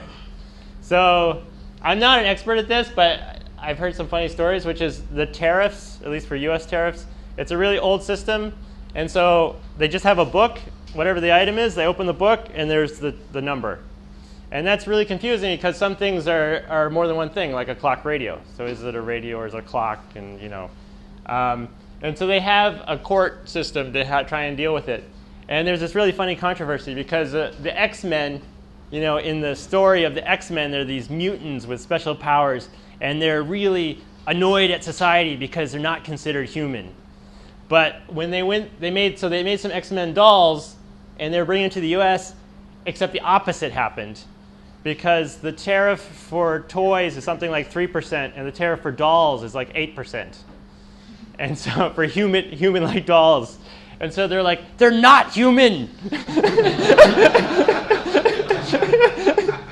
that's why you need to work with toys. Because he has like these weird X-Men quotations. So they actually had a lawyer went up there and they're like, this one's blue! Are humans blue? And so yeah, I don't know. It's another. I don't spend any time on it, but I thought it was kind of interesting. Who won? What? Who won? Who won? I think they won with like half of them. Like the blue one won, but Wolverine might still be human. I don't know. Like humanoid. Oh wow, they added these things. All right. So this is a mystery that I haven't completely solved, but this is the mystery of eBay. Here we go. Next slide. Here's the mystery. Okay. This is a connector. Maybe you've seen this. And it's $1. And it has free shipping. And it's from China. I was like, that is amazing. Because if you've been in the US, it's really hard to ship anything for less than a few dollars, right? So there's something pretty awesome happening here. And let's see, we can go to the next. So I've partially unraveled it. It turns out I kind of feel like there's a conspiracy against Americans that eBay is involved in, because for U.S. citizens, if you post something and it doesn't sell, you still have to pay a small fee. But from what I can tell, in the Chinese system, which is more complicated, you have to download the software and then you have to take a picture of yourself with the camera, and it's more complicated. But then you don't have to pay a fee if it doesn't sell. So they have that one advantage. And then eBay works with Yubao, this company which is very mysterious to me, which I now can take advantage of because I got a great shipping agent. And I can ship to the US with this company. But you can ship really small items for very little money. It kind of goes very close to zero. And it takes most of the time takes 2 weeks up to 4 weeks. And when it arrives in the US, it arrives under the US postal system. And so I don't know, but I kind of think, if you read up on the US postal system, it shares with the other world postal systems, but they don't exchange money. They just assume each other delivers the packages for free. And so I can't help but wonder, maybe more packages are coming from China, and so America's delivering, more packages. So that's why it costs $60 or whatever if you want to ship to China. Because you're paying for 10 packages coming from eBay, maybe. I don't know. So that's what I think is going on. And they do have tracking, but on the U.S. postal system website, the tracking doesn't show up until it reaches America. So there's this funny moment where they're like, "Did you ship it? Did you ship it?" And then all of a sudden it shows up, and then it basically arrives the next day. But there are other websites you can go to that will help with the Chinese tracking. What's the other funny thing? The big reasons why I started using an agent was because I had one of my workers called DHL, because I normally, in the US, you just call DHL. And he called DHL, and we're like, we need to ship to America. And they go, okay. And they're like, so here's the address. And he started, speaking in English. And the guy goes, no. Can you give it to me in Chinese? And they're like, no, but it is in America. They speak English. And he's like, no, but I don't know English. You have to give me the Chinese address with Chinese characters. And they're like, wait, it's America. They don't have Chinese characters for the. So anyways, we didn't know what to do. We called back with the same guy. So I was like, that's it. I'm going to an agent. So then, so all right, I think that's it. I think that's. All right, that's the whole thing. So, all right, thanks. So our questions. And you can ask me about whatever you want because, like I said, I've been in China long enough that I forget what's interesting and what's boring about China. Can you tell us more about Factory for All? Okay, so that's my website, and it's me helping people manufacture stuff in China. And so I've worked in electronics assembly manufacturing for a really long time. So I don't know. So I got a whole bunch of really good circuit board house suppliers. And assembly is, obviously more complicated, but I don't know. I feel like I understand it and I can get it done. I don't know. So how would we get into? All right. All right. You can ask Aqua for, let's see, or here I got business cards. You can get in touch with me, or you can visit factoryforall.com, just like that. As an example, I work with Aqua and Tully for a lot of PCBs and like a couple of components. Just I do a lot of kind of weird projects, but yeah, on the PCBs, a lot of times I just need 24-hour turns. So I just do I need 24-hour turns, and the 24-hour turn is cheap, and it's and so you submit, I submit the files to Aqua puts it in. It's 24 hours later, the PCB ship, and it takes another 2 to 3 days to get to. So door to door would be 4 to 5 days turn for a PCB. That's to Japan though, not to the U.S. Okay, Yeah. So I mean ships out DHL, so how yeah. far DHL ships? So we ship to DHL, and it's maybe 5 days, I think, if we're lucky. It takes basically. Let's say if we make the PCB from the manufacturer, and a lot of times if the person's in a hurry, we'll have it shipped directly to the agent, and then the agent will pack it. We have a really solid relationship with our agent so that they make sure to do it right. And so we actually never see your circuit board if you want, if you choose to have it done this way. And then they bring it to Hong Kong, and then it gets a tracking number. And then it takes about 3 days. As long as it's not right before Chinese New Year or some other holiday. I needed to add one point. Only for PCB from factory to shipping industry, we don't check that because we don't check PCB for you. All other stuff we check everything for you. Right. Obviously, assemblies we check. Oh. What do you cost? What would it cost? Well, that's the most frustrating part for me, trying to figure out a solid way to do it. So on the website. I honestly just kind of copied other people's prices for circuit boards. So if you want better pricing, you can talk to me and whatever. But if you like that pricing, then use that. I don't know. Right. And then for assemblies, I kind of look at it and try to figure out what's involved and talk to my suppliers and so on. So basically, the way it works now is you send me your files and I'll give you a price and we'll work it out. Yeah. So you said you help people do prototyping. Sure, yeah. But, where does prototyping start? Where does it end? Where does real manufacture start? Because these are also soft, Yes, right. quantifiers.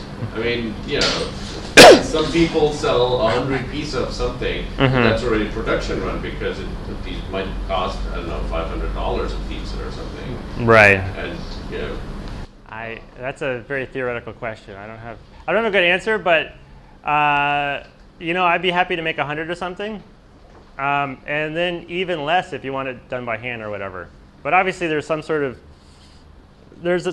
threshold between what becomes worth doing. Where it's really not good for anything, right? Well, no, it's just in a certain area you start skipping steps. Is really what it comes down to. There's a whole bunch of circuit boards that I made where I make 100 of them, and the guy wants them quickly, and so I don't test them. And I tell them I don't test them. I say, I don't even know how to turn it on, right? And so we make the boards and we send them out, and I cross my fingers. And with SMT stuff, we've actually got 100% success. With through-hole, not so much. We've got maybe something, 90% or something, or even a little worse. Admittedly, when the smaller quantities, who wants to pay?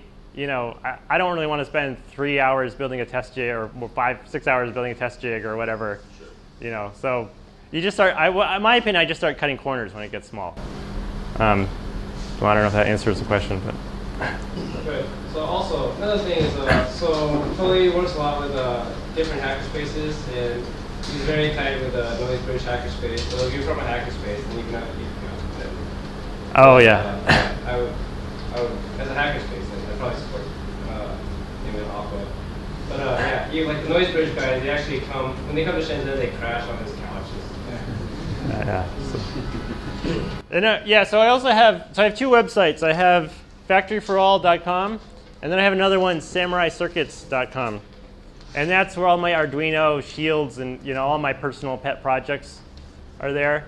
And this part I haven't really got the word out yet, but if you were a part of a hackerspace or something, I'd like to really work with people who want to evangelize Arduino.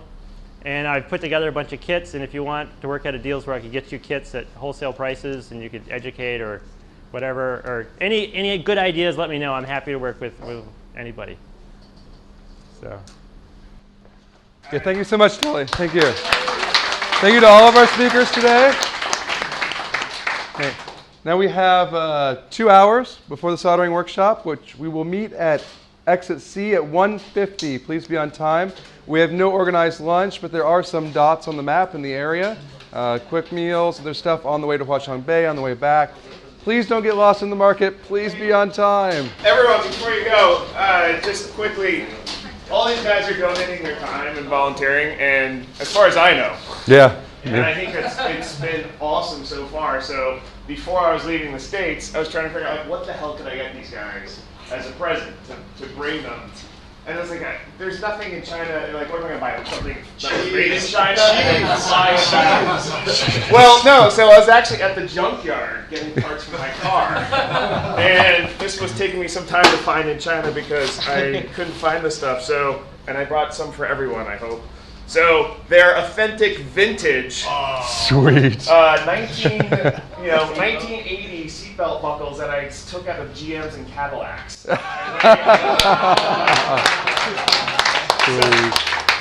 So my problem was I couldn't find the slider in the United States in the 3 days that I had. It would have cost me like $120 to ship them overnight to me. So I was like, I'm going to be in Shenzhen. I can find everything in Shenzhen. I could not find these buckle sliders. So I ended up at a guitar store last night, and I bought 40 guitar straps. And then cut the straps apart so I could get these sliders out. So I have about 38, which was every single car in the junkyard that I could find. So if you don't get one, give me your business card, and next time I'm at the junkyard, I will cut you one out and I will send it to you. So guys, thank you, man. Thank you so much. Thank you. That's awesome. Pick your color. Oh, sweet. Yeah. Jeans, that means brown. Yeah, there's some Cadillacs, there's some GM here. I want you.